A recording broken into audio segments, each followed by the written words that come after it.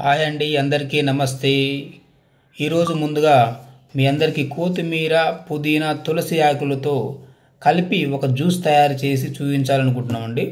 అయితే కొత్తిమీర, పుదీనా అనేది కొంచెం ఎక్కువ తీసుకోవాలి, తులసి ఆకు అనేది చాలా తక్కువలో తీసుకోవాలి. అది ఆ మూడింటిని కలిపి ఆ ముక్కలుగా కట్ చేసుకొని మనం కొంచెం వాటర్ తీసుకొని వాటర్లో పోసుకోవాలి.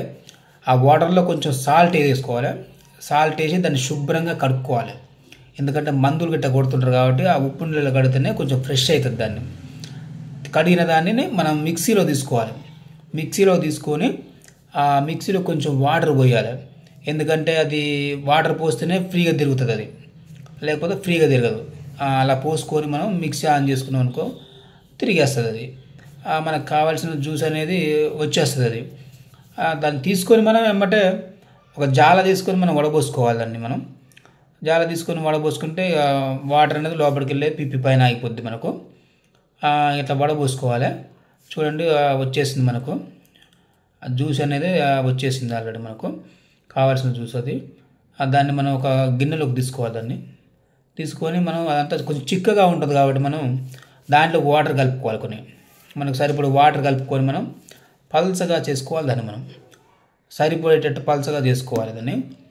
కాకపోతే దాంట్లో మనం ఏదన్నా కలుపుకోవాలి కాబట్టి మనకు లేదు, అందుబాటులో లేదు కాబట్టి దాన్ని మనం అలాగే ఈరోజు మనం మొదటి వీడియో మనం దాన్ని ప్లెయిన్గా తాగి చూద్దాం.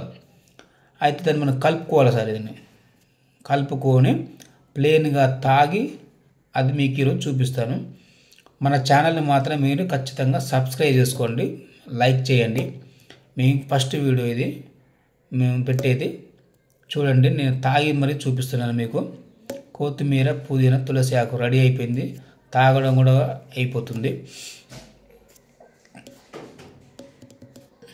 దాని టేస్ట్ అనేది మనం చెప్పలేము. దాని టేస్ట్ అనేది ఏ విధంగా ఉంటుంది అనేది మనం చెప్పలేము. అది తాగిన వాళ్ళకే మాత్రమే తెలుస్తుంటుంది అది ఫ్లేవర్ అనేది. సరే అండి, థ్యాంక్ యూ అండి. మా వీడియోని ఖచ్చితంగా సబ్స్క్రైబ్ చేసుకోండి, లైక్ చేయండి.